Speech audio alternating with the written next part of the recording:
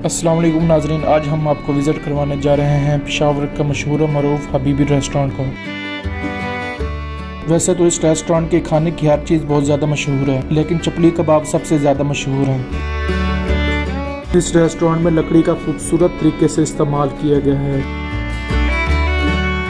यह रेस्टोरेंट खाने के साथ साथ खूबसूरती में भी अपनी मिसाल आप है। यहाँ पर आकर आपको एक घर जैसा माहौल नज़र आएगा।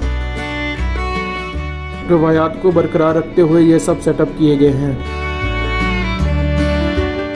इस रेस्टोरेंट का एड्रेस करना शेर खान स्टेडियम के करीब है। जब भी आपका पेशावर चक्कर लगे तो इस रेस्टोरेंट का विजिट ज़रूर कीजिएगा। उम्मीद करता हूँ आपको ये वीडियो पसंद आई होगी। अगर आपको ये वीडियो पसंद आई हो तो आपका पाकिस्तान टीवी को सब्सक्राइब कर लें। शुक्रिया।